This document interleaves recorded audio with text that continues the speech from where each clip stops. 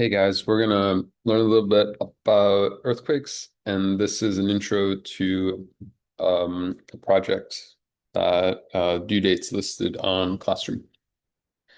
So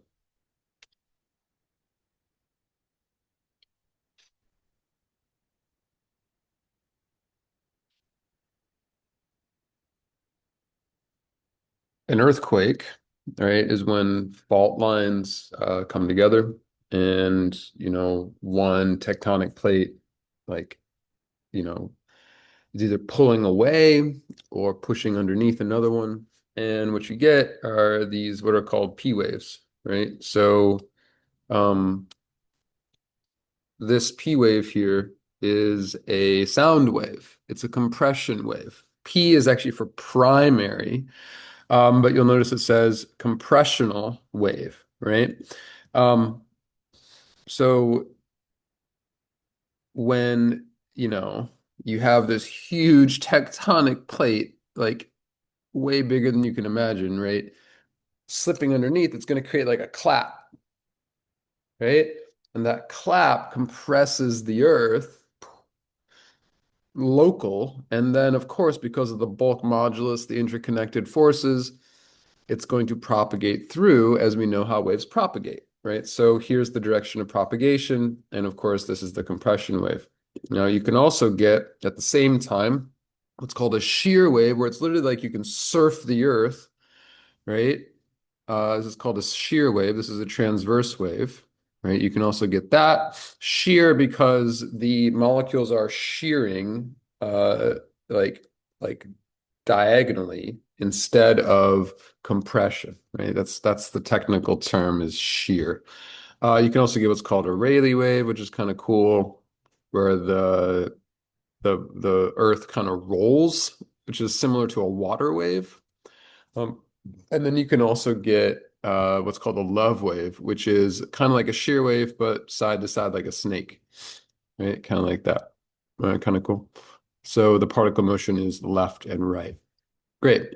So those are really the four types of waves you're going to get. The P wave is the most important. And the reason the P wave is most important is because it can go the farthest. It is the primary. It's where most of the energy goes. And so we're going to talk about that. Obviously, it's also sound. It's essentially sound waves going through the earth. It's like a big clap going through the earth. And so what happens is if you have like an earthquake here, right, here's another little animation, right? If you have an earthquake here, where's that earthquake? Where's it going to be? Oh, there it is. Ba-chom, right? So you have the P waves that kind of go ahead of the S waves. P waves are actually going to be faster for reasons we can talk about, but we're not going to talk about shear waves, so we really have no way of comparing. The earthquake bends as it comes through the earth. Now, that's not obvious at first. It should go straight through, but it doesn't. The point is, when earthquakes happen, you can put these little like seismographs. There's seismographs all around the earth. Each dot here is a seismograph, right? Meaning something that can measure the earth shaking, right?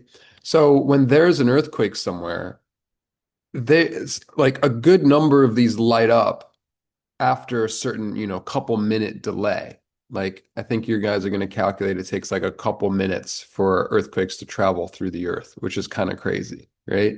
So everywhere in the earth can feel um, uh, an earthquake eventually, except in a section called the shadow zone, which ends up being here past point D. So point B, you'll feel it, point C, point D. There are these surface waves, obviously, also that roll, the Rayleigh waves that go through.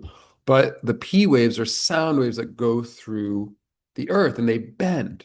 So that's kind of the whole point, right? Is that they bend, right? And so why do they bend? That's huge, right? That's what we want to talk about. Why do they bend? And why is there this like shadow zone, right? So I have a better diagram in a second, but I just want to kind of show you the idea here, right? We have, oops, whoa, that was cool. That was unexpected.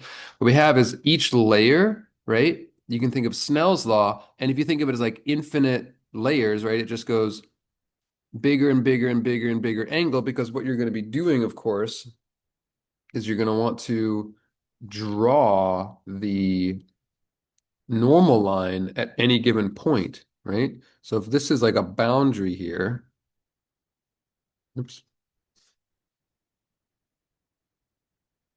if this is like an arbitrary boundary here, kind of like they've drawn here, right? You draw the normal line and you see here's theta 1, here's theta 2. What happened? Well, theta 2 is greater than theta 1, which tells us by reverse logic, even though that's not what's causing the angle to be bigger, if we observe. So we observe this angle to be bigger. That means the velocity was bigger. That's the wavelength bigger. That's geometry shown in Snell's law, right? So you don't say the equation, be like, okay, the geometry is bigger. That means these wavelengths must be farther apart than these wavelengths. These are closer together. That means the velocity here is bigger, right? That's the logic, which means the velocity down here must be bigger than the velocity up here, right? If we draw a normal line here, this is theta 1, way down here, this would be theta 2, this would be theta 3, right? So at each new boundary, this theta 2 becomes the new, theta 2 here. This is the same as this angle, right? Sorry if that's not clear, right? This angle right here is the same as this angle right here. Alternate interior angles, right? That's theta 2, that's theta 2. But this theta 3 will be even bigger than theta 2, which means V3 is even bigger than V2, is even bigger than V1. Whoa. So from this information, from the exact angles, we can actually determine what the material's like because we can work backwards because now we know what causes velocity. We can see that the angles from Snell's law actually gives us the information for what the material is like. And what do we get down here? We get that the angle approaches 90 degrees, dun, dun, dun. So we get a slow total internal reflection like that. And don't forget that Snell's law is transitive. Transitive meaning that at the very top, sine of theta 1 equals V1. That's going to translate to, call this, theta 4 and theta 5.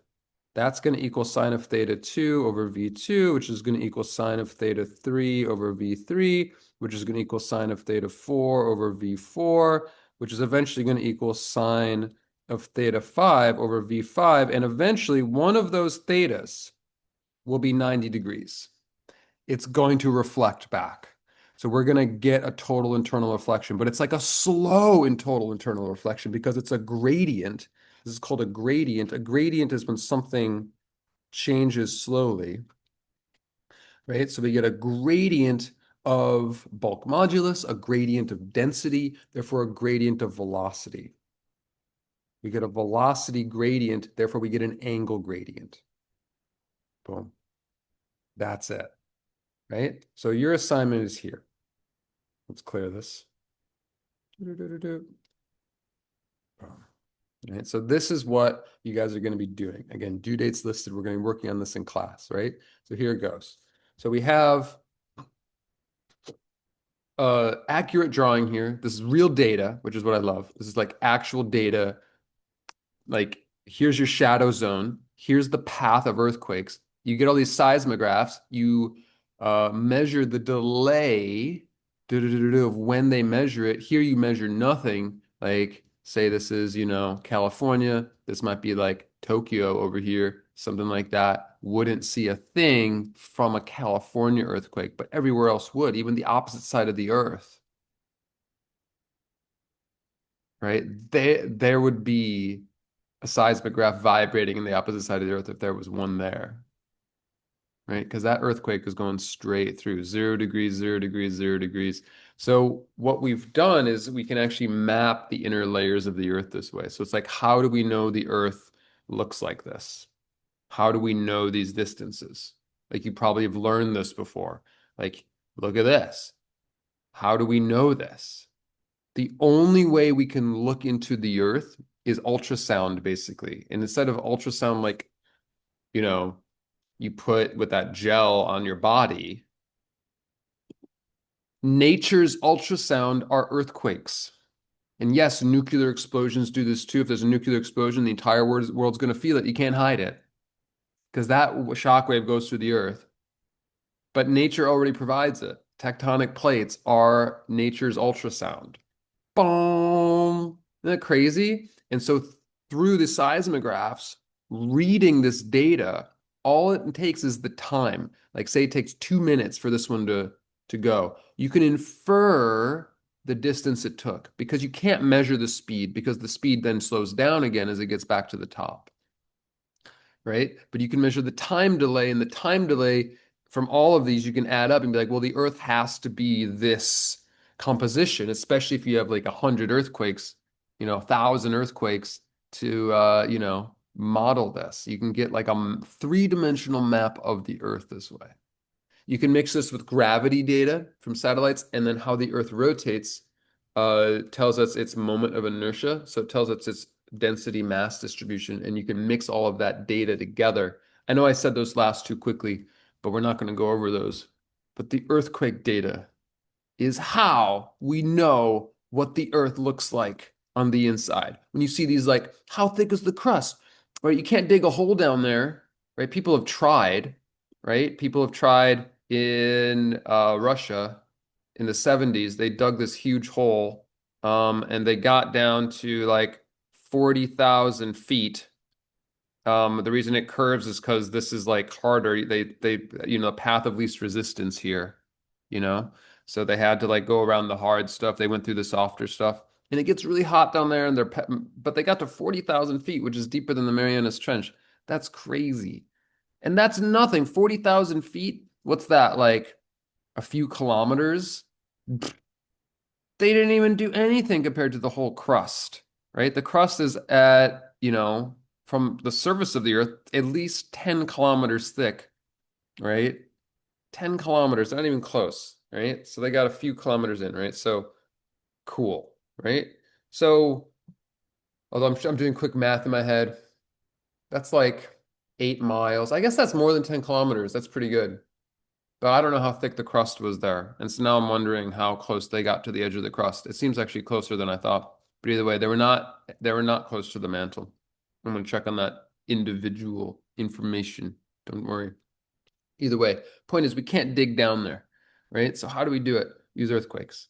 Right? So earthquakes through the earth tell us what the earth is made of. So your assignment is to tell this whole story. Your assignment is to map the material in the earth from the data, right? I'm giving you actual angle data. You're going to draw a graph of velocity versus depth or radius. Careful.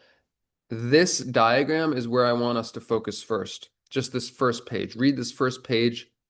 That's it. So your goal is to present this in a way that makes sense to you and makes logic visible, right? As a whole piece of physics art, right? You don't have to answer the questions one at a time. In fact, I prefer you don't. The main question here is actually number 4. Revisit this entire assignment and summarize its flow of logic and core principles. This is intended to be central, to coalesce everything and see it all at once. What do you feel are the most important aspects? I just am scaffolding this. And don't worry, I'm giving you lots of time. We're working on it in class. But this is like a great overview of how earthquakes are used to measure the earth in tremendous detail. So it's like, let's pick one path. Like, let's pick like this path right here. Like, what is this one showing us? Like that one. Or what is this path showing us that barely scrapes the outer core? This is the outer core. This is the mantle.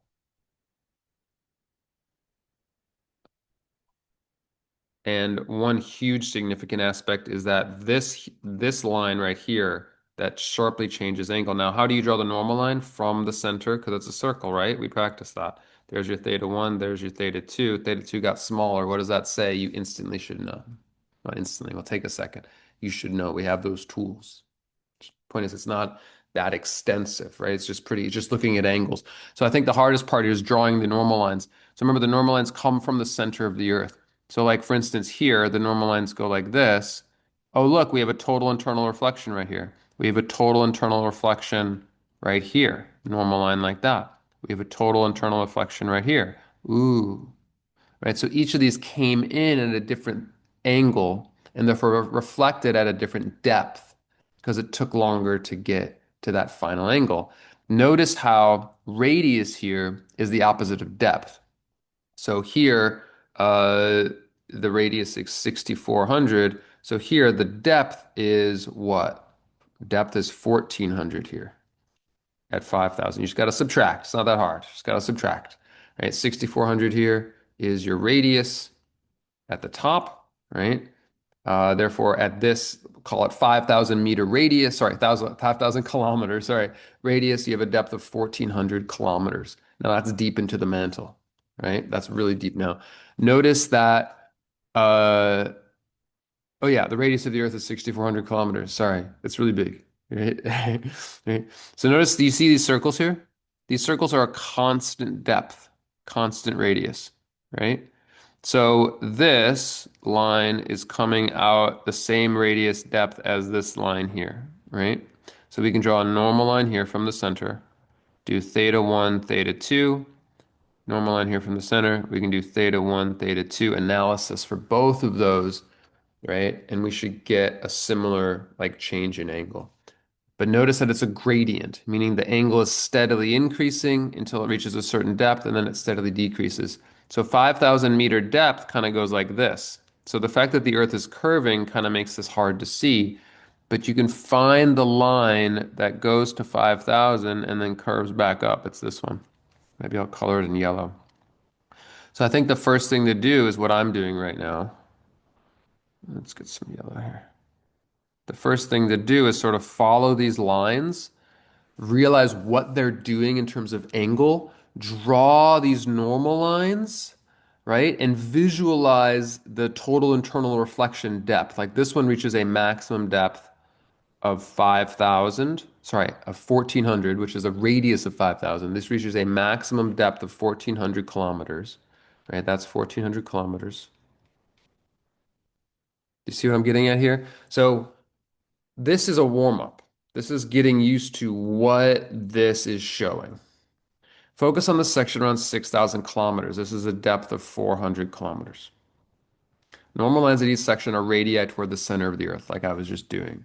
Play with some, draw some, visualize this section close up, redraw it with normal lines. Maybe you can redraw it over here. What happens to the angle with respect to the normal line of the waves in the mantle? Show this in your own drawing. Establish a boundary between layers within the mantle. Well, these are the boundaries. These are arbitrary boundaries drawn for your convenience, these lines here, showing different values of depth, and you can see that the angle clearly gradually changes as it goes down and then gradually changes as it comes back up. Take a minute and get used to everything I just said. If you need to rewind the video, go for it. That's the most important part now, is getting what this diagram is showing you. These are rays, right? This is a ray. These hash marks are wavelength. These are the wave fronts. These are the wave fronts. Notice that they're bigger here than here. Kind of a big deal, right? That's the whole point that this angle changed, right? Because the wavelength changed. Remember that logic. That's the whole point. What does this change in angle shows is happening to the speeds of the waves? Important. And then what does this reveal about the properties of the mantle? So the logic here is we observe angle from time delay of sensors or seismograph. The angle tells us the velocity tells us the material, specifically bulk modulus and density. We're actually going to use the density profile taken from gravity analysis, and we're going to use that to figure out the bulk modulus. And the bulk modulus, as we know, tells us the material, although both of these do. Both of these are important for the material. Cool. I hope that makes sense. Your job right now is to make sense of this first page. That this first page is a warm-up. This is the context. This is the scene, right? Don't dive into the rest of the project until this makes sense, because it won't make sense unless you understand this. Like what this diagram is showing is everything. And this P wave shadow zone, the size of it determines the composition of the core, or tells us, reveals, I should say, is determined by. This is determined by the composition of the core. The core determines this. So if we measure this, we can infer the core. The core material determines this, and the core radius, the core size determines this. And the core of the Earth goes all the way out the 3,500 kilometers. That's more than halfway out. That's huge. There's the inner core, which is different than the outer core. And notice the inner core, what happens, and the outer core here. This is a huge, called a discontinuity. This discontinuity is huge. And there's another discontinuity up near the top. That's big. That's really not shown here, but it's more like a steady discontinuity in the mantle. And then it's a sharp discontinuity here. So this shadow zone tells us the shape and material of the core. That is the order of logical progression. And that is kind of the whole point of this assignment that I didn't explicitly say earlier, which is that you want to summarize this flow of logic. So, like, how does the shadow zone, right?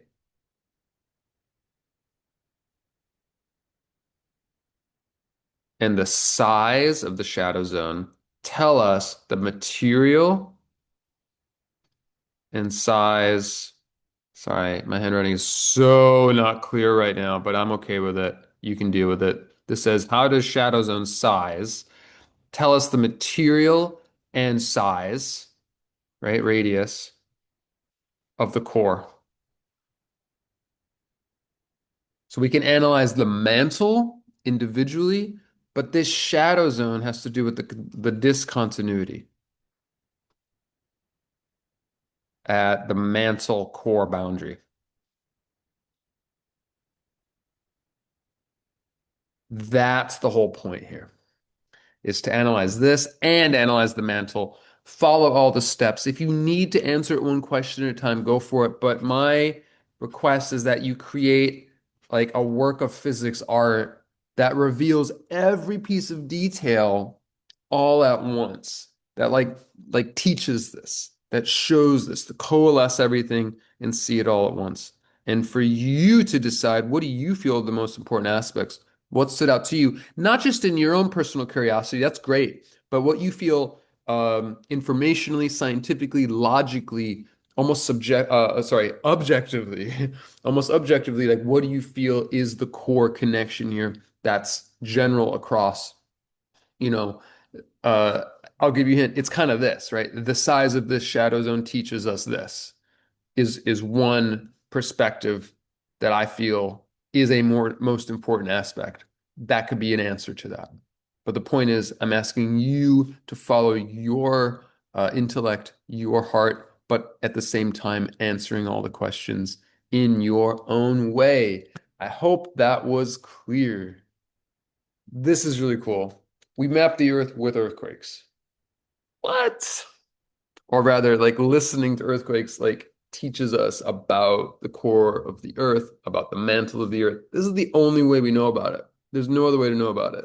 Can't dig that deep. Even if we could, we're only digging in a very small section. You can't go in the whole thing. This reveals the entire 3D spectrum of the earth. So cool. Enjoy, my friends. Oh, and it's connected to these things. What? The core of the Earth generates a magnetic field that traps particles, sends them to the poles, and creates the northern and southern lights, which protects us from annihilation and destruction. It's all connected. Namaste.